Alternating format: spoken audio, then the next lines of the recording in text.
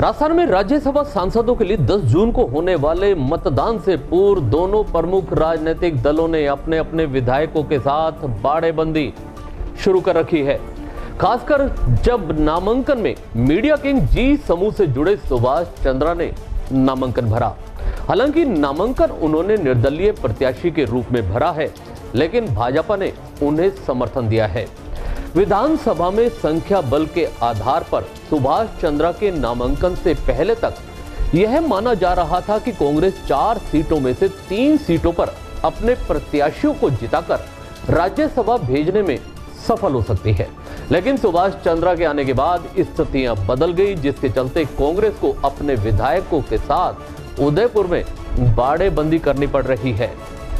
दरअसल पिछले कई दिनों से सपा से कांग्रेस में शामिल हुए विधायक, जिसमें मंत्री राजेंद्र गुड़ा, गिराज सिंह मलिंगा, दीपचंद खैरिया, संदीप यादव, लाखन मीणा और जोगेंद्र सिंह अवाना हैं, जो इस दौरान गहलोत सरकार से खफा नजर आए थे।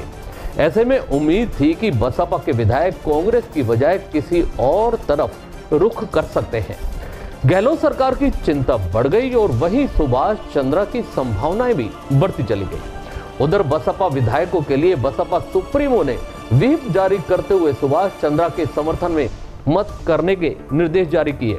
लेकिन अशोक गहलोत लगातार सपा विधायकों के संपर्क में रहे और रविवार को आखिर बसपा के विधायकों को मान मनुहार कर गहलोत उन्हें अपने साथ चार्टर प्लेन में बैठाकर उदयपुर ले ही गए।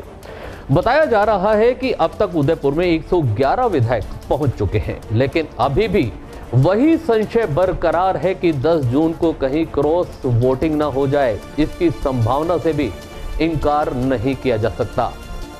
विधायकों की नाराजगी, फिर गहलोत द्वारा उन्हें मना लिया जाना, इससे कई तरह की अटकलें भी लगाई जा रही है। यह सारा घटनाक्रम कहीं स्क्रिप्टेड तो नहीं था, वरना सपा विधायकों की नाराजगी और फिर इतनी जल्दी मान जाना, यह सब जादूगरी है।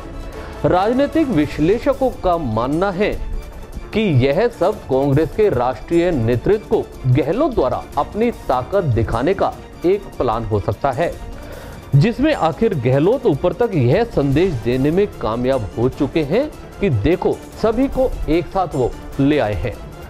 एक बात है कि हर विधायक की अपनी कुछ समस्याएं आती है, कुछ हल होती है, कुछ नहीं भी होती है। अगर मान लो कोई कहने के लिए बात करे मुझसे, तो वो कोई बुरी बात नहीं होती है। अब ये लोग बीएसपी के बैकग्राउंड के थे, इन्होंने सिर्फ इसलिए ज्वाइन की पार्टी कि राजस्थान के अंदर जब 99 सीटें आई थी कांग्रेस की, तो भाई राज्य के इंटरेस्ट में हम जीत के तो आ गए हैं, अब हम चाहेंगे कि गवर्नमेंट स्टेबल रहे, मजबूत बने। उसके लिए इन्होंने कांग्रेस ज्वाइन करना, मर्ज करना का निर्णय किया, जिसकी सोच इतनी बड़ी हो कि राजस्थान में गवर्नमेंट स्थायित्व रहे, मजबूत रहे, और वो तभी रहेगी जब हम लोग संख्या बल पे मैजिक नंबर पार करेंगे।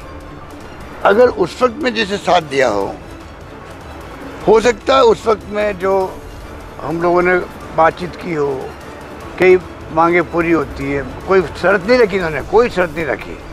पर जो व्यवहार होता है पार्टी के अंदर या जो काम होते हैं, जो अपने क्षेत्र में लोग उम्मीद करते हैं कि हमारे काम होंगे, उसमें अगर मान लो कोई कमी पेशी रहती है तो स्वाभाविक है कि जिस उम्मीद में हम आए थे भाई हम लोग जब स्टेबल गवर्नमेंट देंगे तो हमारा मान सम्मान भी होगा, उसमें हो सकता है कोई कमी पेशी रही हो, तो इसलिए वो छोटी मोटी नाराज़गी थी।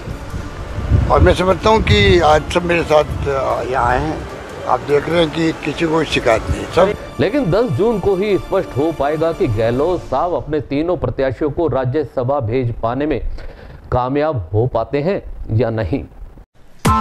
Press the bell icon on the YouTube app and never miss another update.